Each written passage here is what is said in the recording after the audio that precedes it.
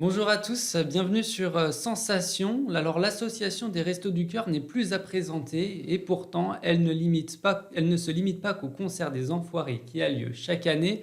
Récolte de dons alimentaires et d'hygiène, aide à l'emploi, au logement ou encore accès à la justice et aux droits, l'association multiplie ses missions et actions pour que les personnes les plus démunies en profitent.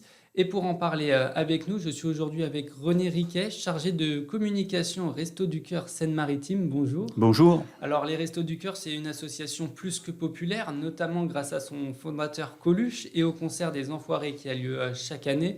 Pourtant, c'est bel et bien les bénévoles qui sont au front toute l'année pour assurer la récolte et la distribution alimentaire. René Riquet, on va justement parler un peu de vous. Qu'est-ce qui vous a donné envie de rejoindre l'aventure des Restos du Cœur? Alors, l'envie première est un peu égoïste, c'est que j'ai travaillé pendant 40 ans dans l'informatique et j'étais complètement paniqué à l'idée de ne plus rien faire. Donc, le vendredi soir, je quittais mon travail et le lundi matin, j'étais au Resto du Cœur. À l'époque, on avait un centre sur les Hauts-de-Rouen. Donc, dès le lundi, je faisais la distribution dans un centre. Et puis, bon an, mal an, on m'a proposé de faire un peu de secrétariat, donc j'ai fait quelques heures, puis après une journée, et puis après, jusqu'à devenir responsable régional des Restos du Cœur. Et aujourd'hui, j'ai plusieurs casquettes. J'ai l'informatique qui me poursuit, et on a environ une centaine d'ordinateurs sur la région, là. J'ai les relations médias, ce qui justifie ma présence, le logement, et l'événementiel, parce que vous parliez à l'instant des enfoirés. Faut savoir que les revenus du Resto du Cœur, c'est environ 50% des dons privés. Les dons, les chèques que vous avez peut-être fait vous-même, ça représente 50%. Après vient les enfoirés, qui pèsent environ pour 15%. Avant, c'était 25%, les enfoirés. Et puis, comme les besoins ont augmenté, les revenus des enfoirés n'ont pas bougé, mais par contre, pèsent moins. Voilà. Et puis, non seulement les enfoirés, mais les petites manifestations, peut-être plus modestes, hein, qui rapportent quand même. On a fait il n'y a pas longtemps à Neuchâtel un loto, voyez. Et donc, toutes ces petites manifestations mises bout à bout fait que Rapporte, voilà, ouais, ça pas rapporte. mal Voilà. d'argent. Et donc, au moment de la crise Covid, de nombreux citoyens ont pu bénéficier de l'aide alimentaire des Restos du Cœur. Est-ce que la crise de l'énergie et de l'inflation cette année vous fait craindre une nouvelle augmentation des demandeurs d'aide alimentaire? Ben, je crois que il y a de quoi. Il y a de quoi, puisqu'on on est tous, on vit actuellement une période anxiogène, où on ne sait pas trop où on va, avec l'inflation, avec le coût de l'énergie qui explose. On voit les sociétés des piscines qui ferment parce qu'on ne peut plus les chauffer. Et au niveau des particuliers, c'est certain que beaucoup de familles vont en souffrir. Et donc, automatiquement, vont se reporter vers des associations d'aide. On n'est pas les seuls, heureusement, là.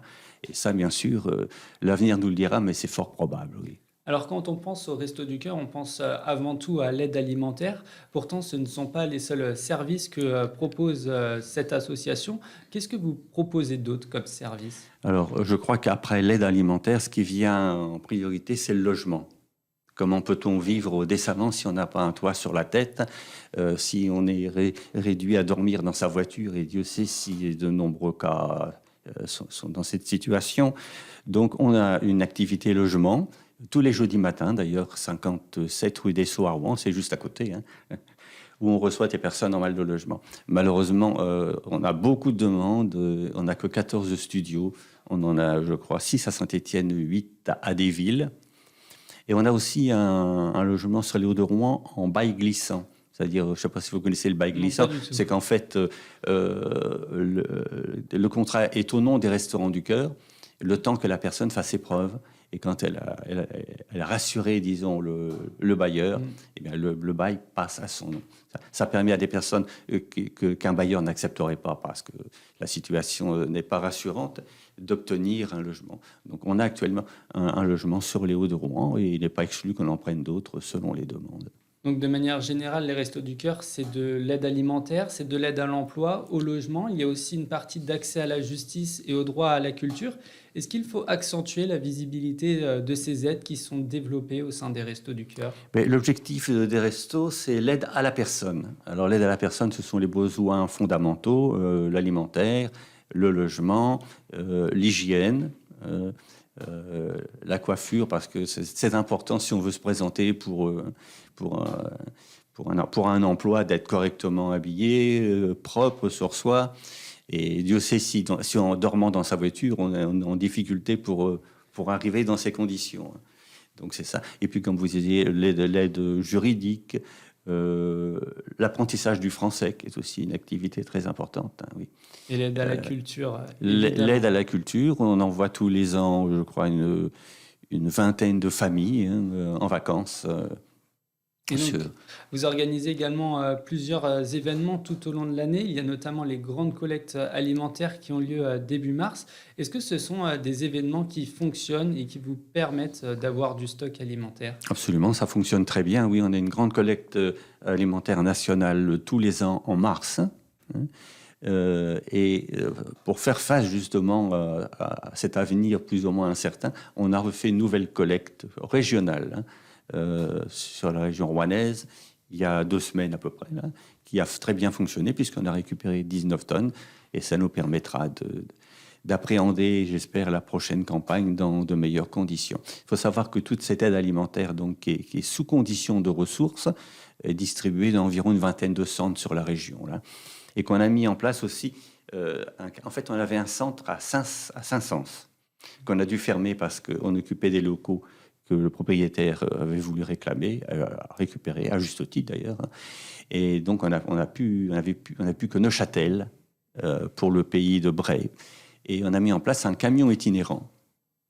Parce qu'on se doutait qu'il y avait une forte demande de personnes qui ne peuvent pas se déplacer, notamment sur le pays de Bray, où on n'est pas tellement couvert.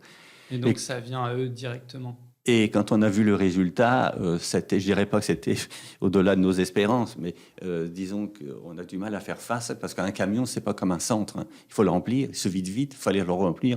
Et donc, on est amené à ouvrir un nouveau centre à Gournay-en-Bray, qui va, je pense, sera opérationnel pour le début de la campagne d'hiver, là, dans un mois. Et donc, vous avez mentionné le fait que vous aviez pu récolter 19 tonnes de nourriture. Généralement, quels sont les produits alimentaires que vous recherchez? On imagine que c'est avant tout les produits avec des dates de péremption qui sont quand même assez loin.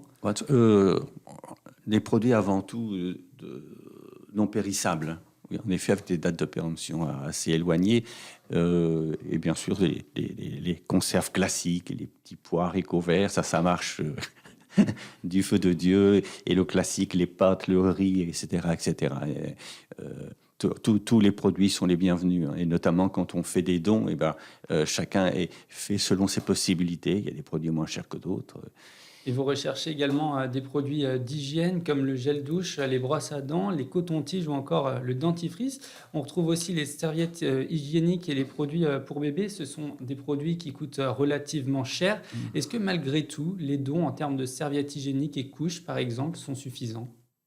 Bon, c'est jamais suffisant. Bon, j'enlèverai quand même les cotons-tiges et les gels douches, ils sont peut-être pas indispensables, mais bien sûr tous les produits, les savons, les dentifrices, les brosses à dents et les protections périodiques, les couches, mais qui sont quand même des éléments plus chers. Donc, n'importe qui peut pas comme ça facilement déposer un paquet de couches dans le chariot, quoi. Donc chacun donne ce qu'il peut. Hein. Chacun donne ce qu'il peut. Et les Restos du Cœur, c'est avant tout des bénévoles qui donnent de leur temps pour venir en aide aux plus démunis.